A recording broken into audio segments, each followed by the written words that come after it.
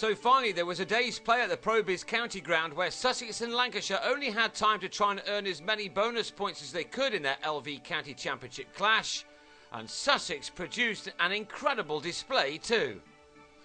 Glenn Chappell decided that the best way for his team to get those points was to have a bat first, and Stephen Moore was the first man to be dismissed. On 18 he top-edged to pull off Navid Arif to be held by James Anyon at fine leg. Anyon also bowled with some venom at times, which made life difficult for the other Lancashire opener Paul Horton. Horton had survived for a little over an hour when he gave Anyon a simple return catch, the ball possibly just sticking in the pitch. One of the shots of the day was executed by Carl Brown, this a truly wonderful stroke off Steve McGoffin, which went all the way for 6. Brown was certainly the pick of the Lancashire batsmen, who were yet to fire on all cylinders as they so often did a year ago. He lost Ashwell Prince at the other end with a total on 74, the South African out to an airy drive off Arif, which he nicked to Matt Pryor to go for 9. Still, the morning session just about belonged to the visitors to Hove.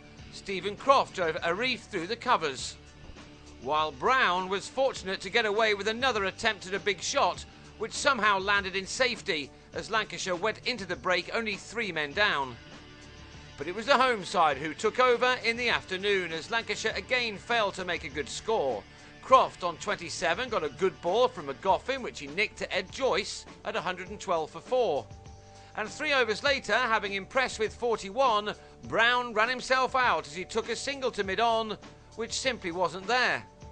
Gareth Cross then couldn't get his bat out of the way of a ball from McGoffin, who'd bowled his side to victory over Lancashire in the reverse fixture last month.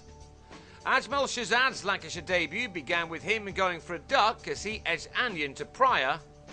And when Chappell found Monty Panesar in the deep to give Arif his 3rd wicket, Lancashire had slipped from 112 for 3 to 140 for 8. With little chance of getting to 200 for a batting point, Chappell then declared to prevent Sussex from claiming any more than 2 bowling bonus points. Sussex's openers, Chris Nash and Joyce, found batting easier than their opponents. They knew that they could play some shots under no real pressure. This was a chance for them to collect as many batting points as possible and entertain the supporters, who'd waited so patiently for some cricket to be played. The pair raced a total along to 58 in just 11 overs, but after tea, Joyce on 32 gave Shahzad a perfect start as he had the Irishman LBW with his first ball for his new county. He struck again 4 balls later to have Luke Wells leg before as well. Murray Goodwin then fell in the next over, nicking Sajid Mahmood behind to go for 8. And then Shahzad struck yet again to remove Nash for 33, another leg before decision going his way. That put Sussex on 85 for 4 with 33 overs of the day to go, perhaps just enough time for them to reach 200 for a single batting point from this game. Think again. Michael Yardy ended Shahzad's run of wickets and then started to throw the bat in what was a magnificently entertaining final session. Pryor was in scintillating form beneath the fuzz of our camera. Chappell was dispatched for 1-6. And 3 balls later, he was whipped over mid-wicket for an even bigger one. Pryor then struck the Lancashire skipper for 3 fours in his next over as he raced to a 50 from only 58 deliveries. Yardy was certainly no slouch either as the runs started to come at an incredible rate. Yardy had needed 62 balls for his half-century. And the two maintained the rate with more explosive hitting. They were able to bat without fear, knowing that all the day was about was trying to secure what may turn out to be very valuable bonus points come the end of the summer.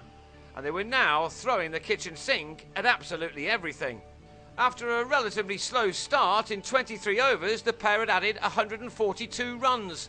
Yardy made 63 off 76. He was then caught in the deep by Moore off Mahmood at 227 for 5. Not only had Sussex managed to get to 200 for 1 batting point, they now had their eyes set on getting to 300 for 3. And with Pryor batting like this, they could even have done better than that, such was the cleanliness of his hitting.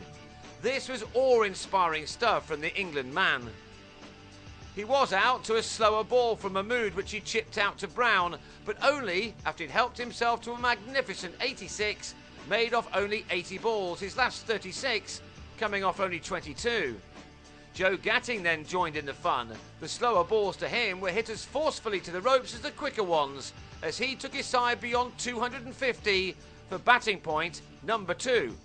So the race was now on to get to 300, with 3.5 overs to go and Sussex 21 runs shy of that. A reef nicked Luke Proctor behind. McGoffin then chipped the same bowler to Horton with 7 runs required. And Gatting duly got them there. Shazad was pulled for the 6th 6 of the innings. And the 300 was reached in only 47.4 overs with a single. The match may have been drawn, but for Sussex it must have felt like a win. Such was their dominance in this one day. Gatting made 42 off 25 balls to help earn his side 8 points. Some effort from one day's play. Lancashire managed only 5 for the draw, which keeps them level pegging with Worcestershire near the bottom of the table, ahead of their match with high-flying Warwickshire at Edgbaston next week. But what a day, 444 runs and 15 wickets in it.